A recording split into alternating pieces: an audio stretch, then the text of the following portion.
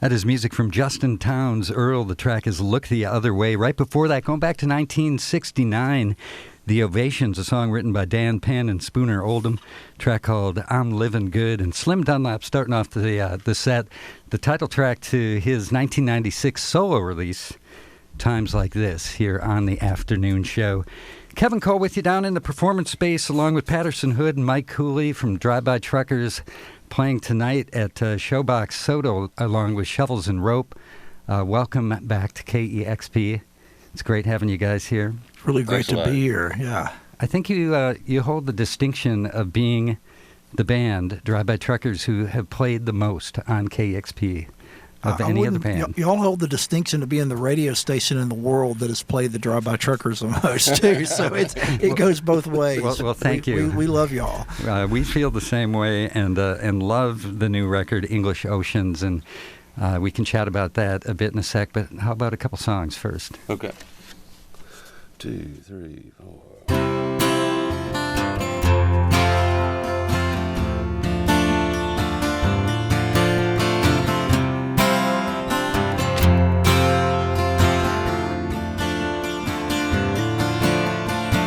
The old man's out by the swimming pool. He goes there to think. He talks on the phone sometimes.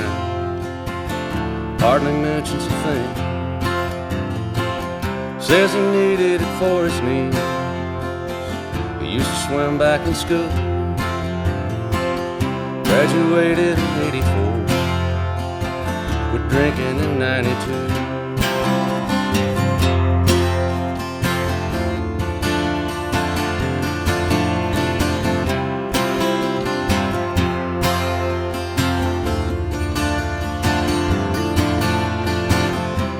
Call her basket case for going on like she did. The only girl of a foreman's wife, she'd never let him forget. It comes to women and they survive, but when the same comes to men, someone comes for their baby, something dies there and then.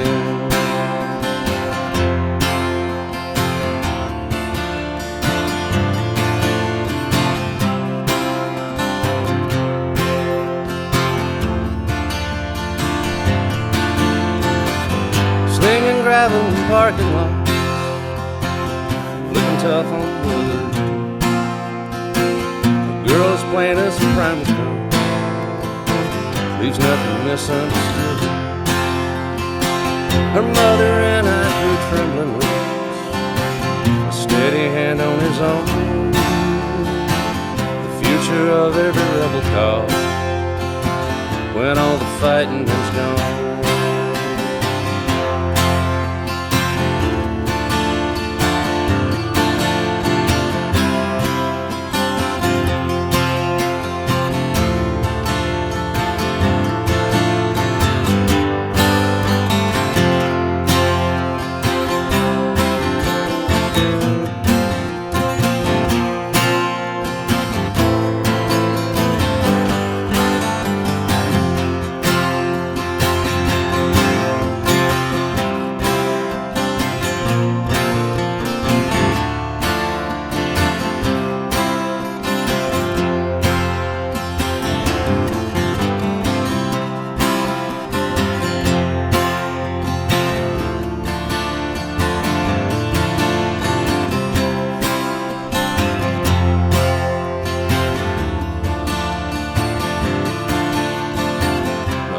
Marrying in the fall, but everything will be fine,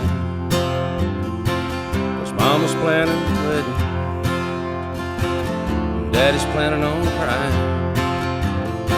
She's slipping out of her apron string, best leaving be. He's staring through his own tail lights, gathering speed.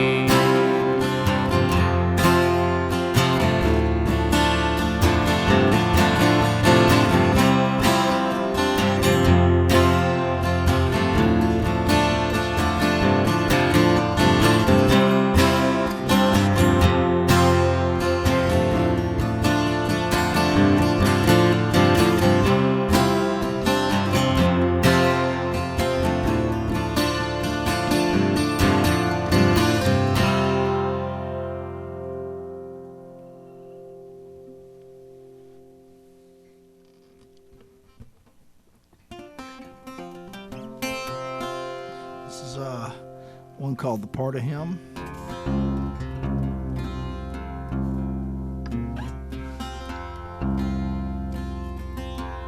It's Drive-By Truckers Live on the afternoon show, KEXP.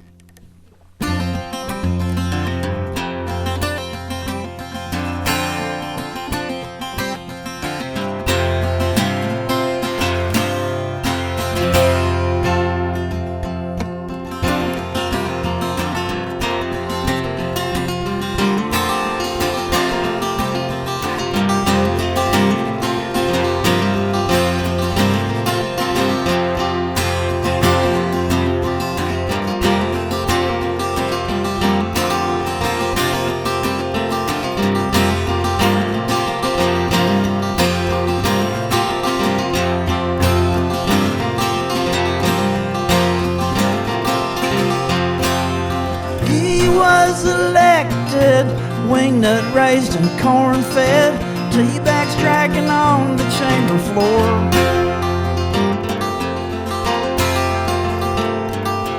He did what he had to do to get Southern boys to vote for you, and leave your name hanging at the door.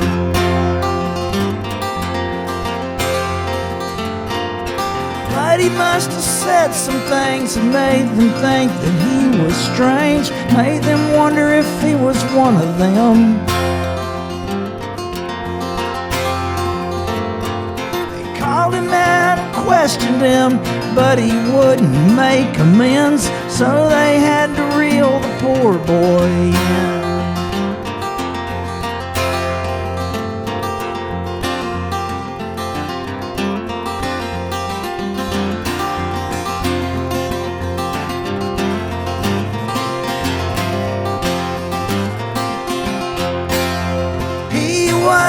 Absolute piece of it, to tell the truth, but he never told the truth to me.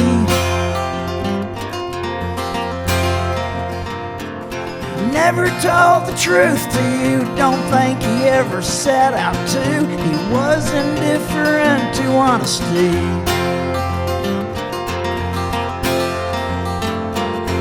His positions were preordained to help conceal his vast disdain for anything that lessened his appeal. His integrity was phoning in, totally Nixonian, honing in the art of making deals.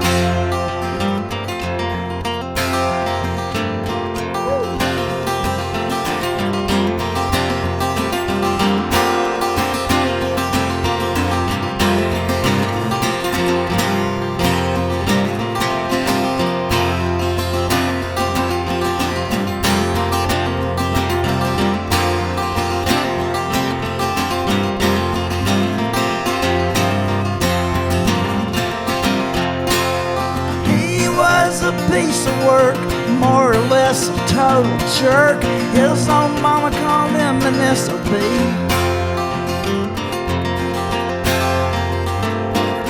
Never worked an honest day, just kissed up to a better way to sell the cow that you could get for free.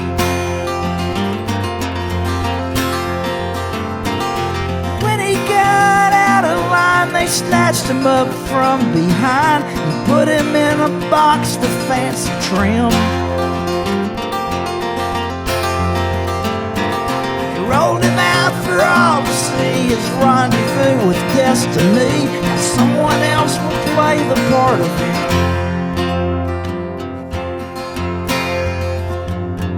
Someone else will play the part of him. Someone else will play the part of him. Someone else will play the part of him. Someone else will play the part of him. Patterson Hood, Mike Cooley, Drive-By Truckers live on the afternoon show here on KEXP, playing tonight at Showbox Soda with Shovels and Rope.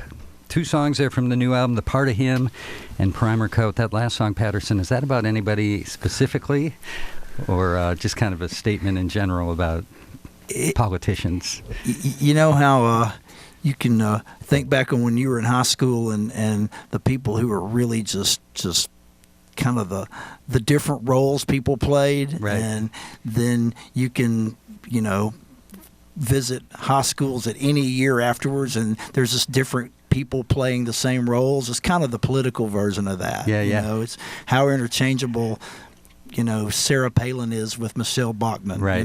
They're someone else is playing the same part. Absolutely. So, one, it's great to have you guys here again, and you're back out on the road. This is the front end of the tour, right? You're going down the West Coast tomorrow in Portland, I think at the Roseland, then down to California, then across to kind of New Orleans. We've been on the road for about a week, but we've only played 4 shows. You do a lot of driving out this way. That is true. So the new album sounds fantastic, and there was a little time between the new album and the album before, Go-Go Boots, and tell me about what's happened in that time and kind of the state of the Drive-By Truckers right now.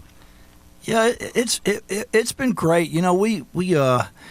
We basically got on this roller coaster ride around '98 and of putting out an album every 1 to 2 years and touring extensively behind every one of them. And by then the last 2 records we put out were made at the same time and then put out a year apart, and it was just like 3 years of nonstop touring with all of that, and we had to have some time. I think we just really kind of hit the wall. Did you sort of force yourself to do that? Did you come to a realization, because you guys just had been kind of in the long haul? I mean, just like you mentioned, nonstop putting out albums, touring, that cycle. Yeah, it's just you get in that cycle, and it's just kind of what you do, and and all of a sudden you realize one day, wow, this is all we've been doing for 12 years or however many years, and then it was kind of like also the economic end of it, because we make our living touring, and so actually, we had to really plan in order to be in a position to kind of take a little bit more time off, and yeah, we still played. We just didn't tour like crazy road dogs. Yeah. and you both did solo albums during that time. Right. And just, it gave us a chance to kind of, really, really to miss it. I missed missing it. And and it's like, really. if you don't ever leave, no one's going to miss you. Right. And so to have a chance to kind of miss it and and really take some time with coming up with the songs for this record, I think really paid off, and just the general state of the band. The band's in a really good place now. Everybody's pretty re-energized, and the lineup is just smoking good right now, and it's really a lot of fun. This is actually the most fun I think I've ever had doing this. That's good. Well, a little perspective can help on that, right? Just taking some time off. Was there ever a point where you considered quitting? Like, did you ever think the band might break up? Not really. No. Not really. I sure didn't want to. I mean, there were times when I wondered if it was just over, but then we kind of figured out that it wasn't. It's just, let's I was keep to doing the point this. of wondering if I wanted to keep doing it or not. That's when I knew we needed to back off. It's like, I don't want to feel that way. Yeah. I'm sure it takes a toll. I don't like my options. Yeah. So then the option of playing back together again emerged, right? How did that take place? Because you guys don't live in the same city, right? No. Yeah, so did you just start writing songs and kind of tweeting each other like, hey, I got a good new one? Or kind of.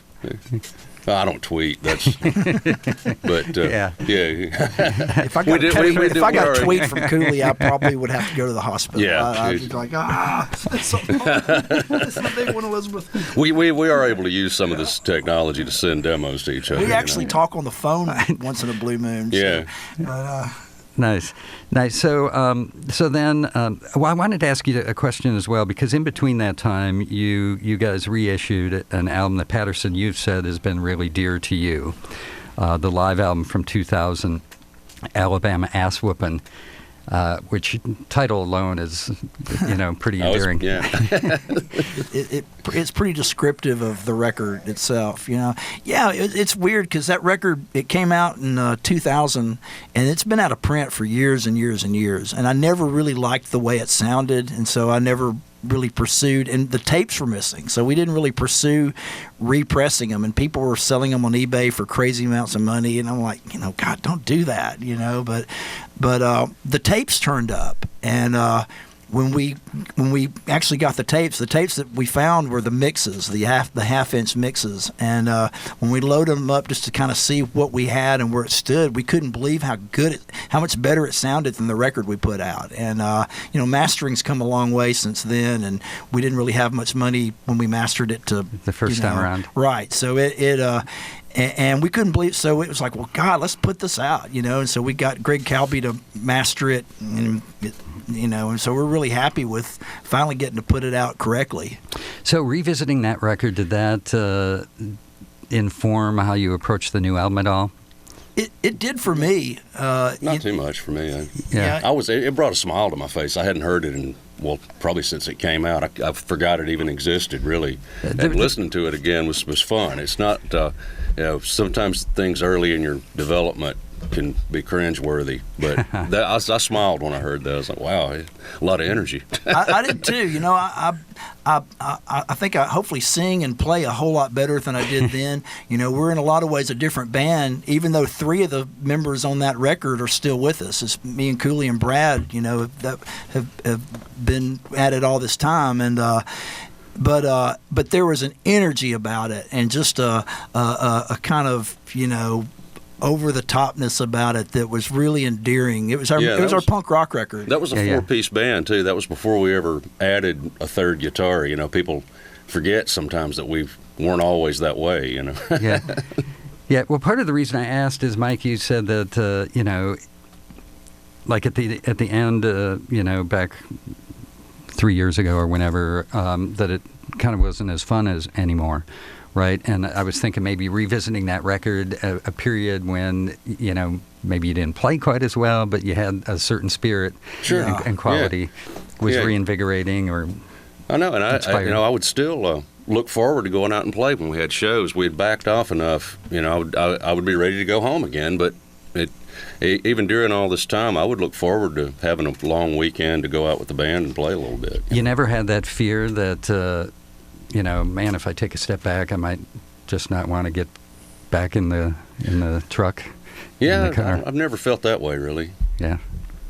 So you guys have known each other for ages, way before Drive-By Truckers formed, and on the new album, there's a song that Mike sings on one of your songs, Patterson, for the first time, and that kind of surprised me to read that hadn't happened. Surprised me too, because I didn't find out about it until the day after I sung it. Well, how did that happen? You're asking me? I really woke up in the hotel going, did I have a dream that I...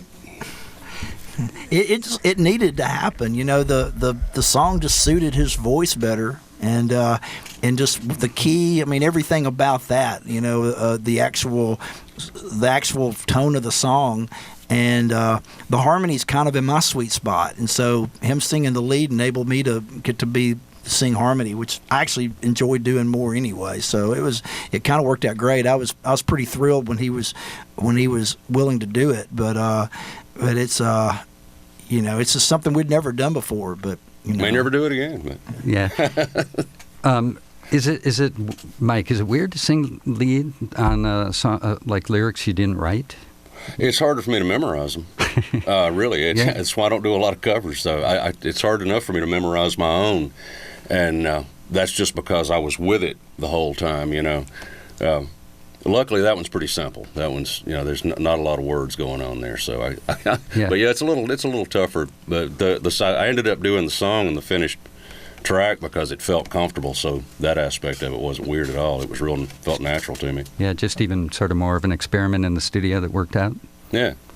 So having known each other for so long and each of you writing individual songs, have you ever sort of challenged yourselves to sort of write a song on a similar subject matter? Like, Mike, have you ever said to Patterson, let's write a song about this and see what we come up with? It's never happened planned out. I mean, I guess Southern Rock Opera to an extent, because that was something that we all kind of brainstormed about for years, riding around in the vans, and touring. And that would be when we got tired of talking about our real lives at that time. That would be something we would talk about a lot, and so that kind of led to, But other than that record, it's anytime there's been the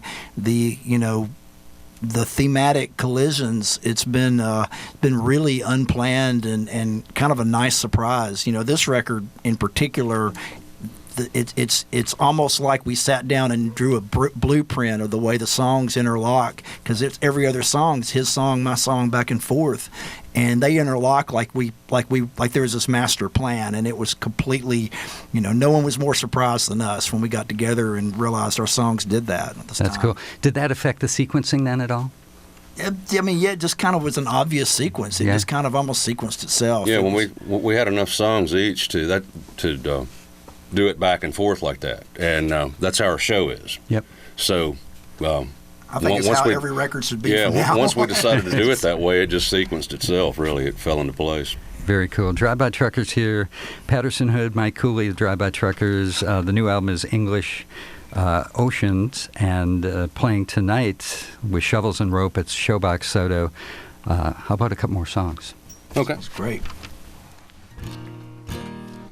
2, 3, 4.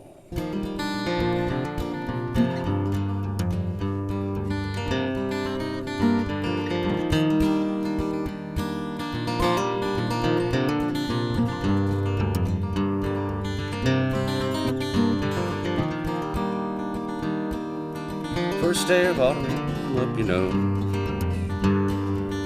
popcorn, heavy hairspray, nylon pantyhose. Please stand and bow your heads and pray you don't get old.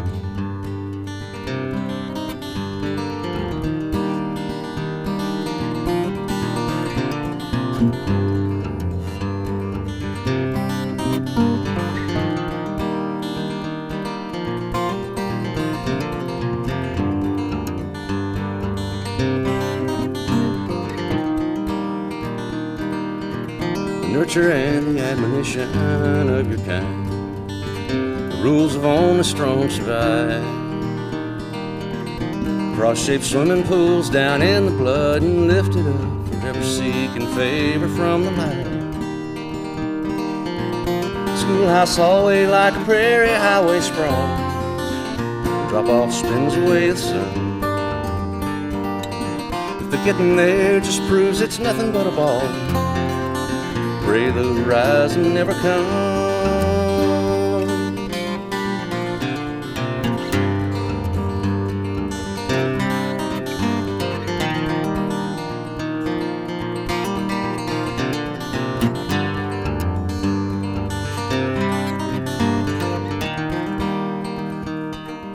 The hearts of the daughters of the men, won by the softness of the sons of women's hands. To leave it up to love would leave it left to chance.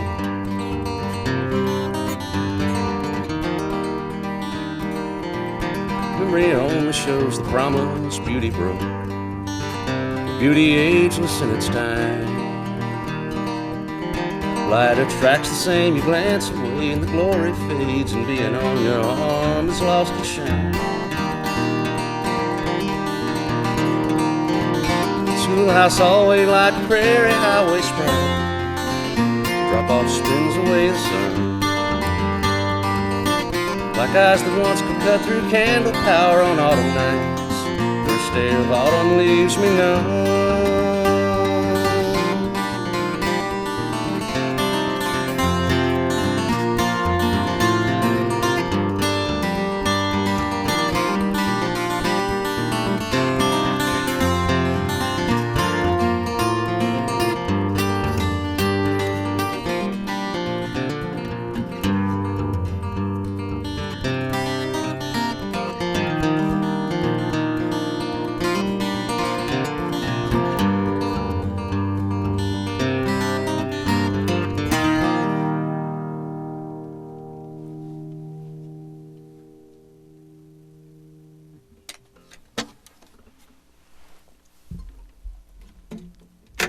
At his first air of Autumn, Mike Cooley, Patterson Hood, Drive-By Truckers live on KEXP, the afternoon show. You can find that on the new album, English Oceans. This last one we're going to do is was inspired by a book by a writer lives outside of Portland named Willie Vloughton, and he writes great books, and really big fan. He's also in the band Richmond Fontaine, which is just fantastic. But his latest book's called The Free, and there's a character in it. And she's a nurse, and her name's Pauline Hawkins, and that's the name of this song. So this goes out to Willie out there.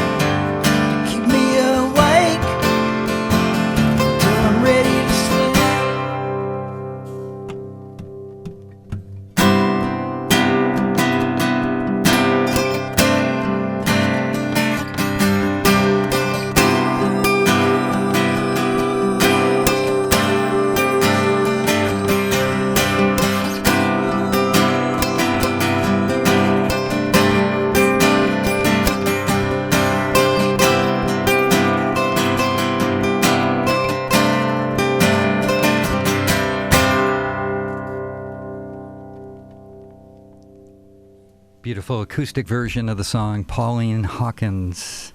It's Patterson Hood, Mike Cooley, Drive By Truckers, live on the afternoon show, sounding fantastic.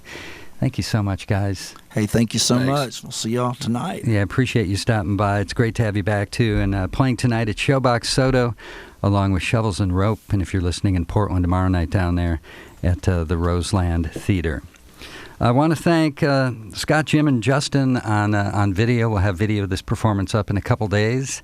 And also Kevin Suggs on sound and Matt for running the board. It's the afternoon show on KEXP.